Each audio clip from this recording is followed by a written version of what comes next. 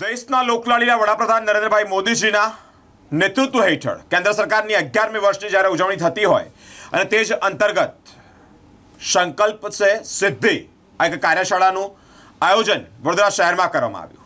વડોદરા શહેરના વાસ્તવિક ઓડિટોરિયમ ખાતે જ્યારે આયોજન કરવામાં આવ્યું, જેમાં ગુજરાત વિધાનસભાના મુખ્ય દંડક બાળકૃષ્ણ શુક્લા, વડોદરા શહેરના પ્રથમ નાગરિક mayor Pinkiben Soni, standing committee chairman doctor Sheetal Mistry સાથે જ અનેક મહાનુભાવો ઉપસ્થિત રહ્યા હતા। દેશના વડાપ્રધાન નરેન્દ્રભાઈ મોદીજીના નેતૃત્વ હેઠળ કેન્દ્ર સરકારના સુશાસન સફળતાપૂર્વક 11 વર્ષ પૂર્ણ થયા હોય અને તે જ નિમિત્તે ભારતીય જનતા પાર્ટી વડોદરા શહેર દ્વારા એક વિશેષ સંકલ્પથી સિદ્ધિ કાર્યશાળાનું આયોજન કરવામાં આવ્યું। આ કાર્યશાળાનું આયોજન રાસ્કો સ્થિત વાસ્તવિક ઓડિટોરિયમ ખાતે યોજાયું હતું। કાર્યક્રમમાં દીપ પ્રાગટ્ય કરી અને કાર્યક્રમની શરૂઆત કરવામાં આવી। ગુજરાત વિધાનસભાના મુખ્ય દંડક બાળકૃષ્ણ શુક્લા, ડોક્ટર સાંસદ હિમાંગ જોશી, મેયર પિંકીબેન સોની, શહેર ભારતીય જનતા પાર્ટી પ્રમુખ ડોક્ટર જયપ્રકાશ સોની, મધ્ય ગુજરાતના સ્વઇન્ચાર્જ અજય બ્રહ્મભટ્ટ, પૂર્વ મંત્રી રાજેન્દ્ર ત્રિવેદી, શહેર ભાજપા મંત્રી સત્યન કુલાબકર, રાકેશ સેવક સંગઠનના અનેક મહાનુભાવો ઉપસ્થિત રહ્યા હતા। ખેસ પહેરાવી અને સ્વાગત પણ કરવામાં આવ્યું। 11 વર્ષમાં કેન્દ્ર સરકારે હાંસલ કરેલી વિવિધ સિદ્ધિઓ, જન કલ્યાણકારી યોજનાઓ અને દેશના વિકાસમાં આપેલા યોગદાનને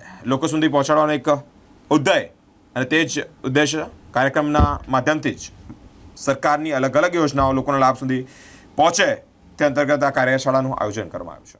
પ્રદેશમાંથી કોઈ પ્રદેશ અધિકારી અથવા તો કેબિનેટ મંત્રી શ્રી કોઈને કોઈ રાજ્ય સરકારમાંથી પ્રેસમાં ઉપસ્થિત રહેશે।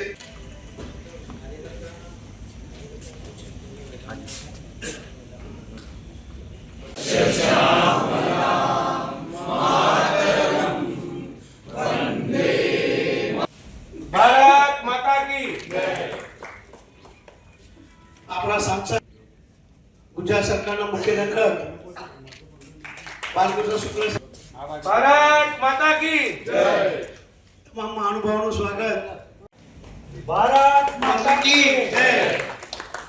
વડોદરાના મેયર પિંકીબેન સોનીનું સ્વાગત। મહેમાનોને નમ્ર વિનંતી, સ્ટેજ પર પધારો।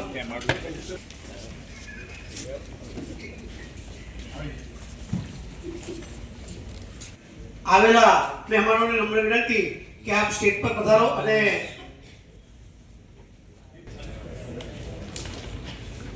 બોલો ભારત માતા કી જય।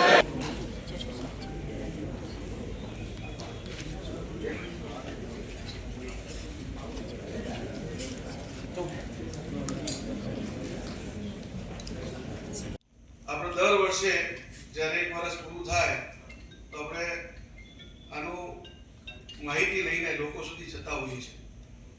આ વર્ષે વિશેષ એટલા માટે છે કે મોદી 3.0 એટલે ત્રીજી વખતની જે ગવર્મેન્ટ બની છે એનું 1 વર્ષ પૂરું થવા જઈ રહ્યું છે। 9 જૂને એ 1 વર્ષ પૂર્ણ થાય છે।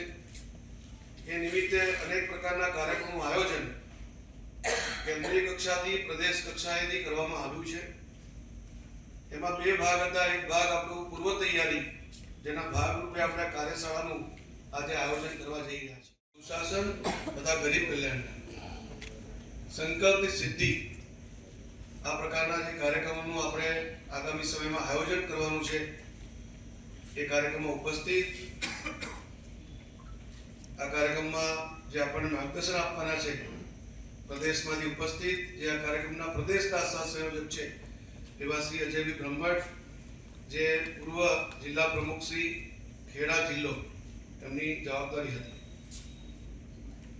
સાથે મેયર શ્રી ડોક્ટર પિંકીબેન સોની, દંડક શ્રી બાળુભાઈ, સાંસદ શ્રી ડોક્ટર હેમાંગભાઈ, રાજુભાઈ, એમની પટેલ કાકા, શૈલેષભાઈ, અન્ય પદાધિકારીઓ અને સંગઠનના સૌ કાર્યકર્તા બંધુ ભગીની, માનનીય વડાપ્રધાન શ્રી નરેન્દ્રભાઈ મોદીજીના સુશાસનના પ્રધાનમંત્રી તરીકેના 11 વર્ષ અને 11 વર્ષને ભારતીય જનતા પાર્ટીનું મોવડી મંડળ સંકલ્પથી સિદ્ધિ અભિયાન તરીકે જ્યારે ઉજવવાનું છે, ત્યારે આજે એની મહાનગર સ્તરની કાર્યશાળાનું આયોજન ઇલોરા પાર્ક ખાતે વાસ્તવિક ઓડિટોરિયમમાં કરવામાં આવ્યું છે અને ત્યાં તમામ શહેરના પદાધિકારીઓ સાથે મળી અને કઈ રીતે વધારેમાં વધારે કેન્દ્ર તથા રાજ્ય સરકારની યોજનાઓ લોકો સુધી પહોંચે અને કાર્યકર્તા એ સેવાહી સંગઠનના ભાવથી કઈ રીતે વધારેમાં વધારે લોકો સુધી પહોંચી અને આ અભિયાનને સારી રીતે ઉજવી શકે એ માટેના ચર્ચા સત્રનું આયોજન કરવામાં આદરણીય વડાપ્રધાન નરેન્દ્ર મોદી સાહેબના પ્રધાનમંત્રી તરીકેના 11 વર્ષ પૂરા થાય છે.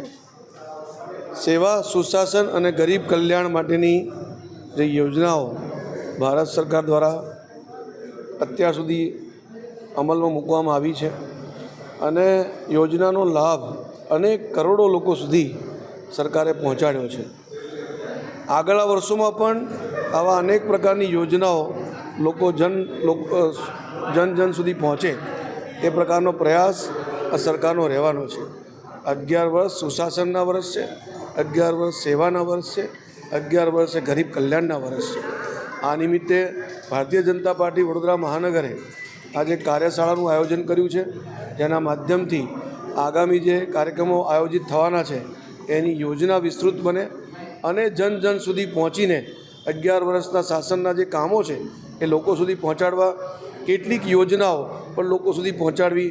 એમાં વિશેષ એક વયવંદના યોજના, જે આયુષ્યમાન ભારત કાર્ડ 70 વર્ષથી વધુ વયના જે આપણા નાગરિકો છે એમને જે જગ્યા પણ બાકી છે ત્યાં રજિસ્ટ્રેશન કરાવવું અને 100% એ લોકોને આયુષ્યમાનના કાર્ડ એમના ઘર સુધી પહોંચે એ પ્રકારની વ્યવસ્થા આ કાર્યક્રમોના માધ્યમથી ભારતીય જનતા પાર્ટી કરવા જઈ રહી છે.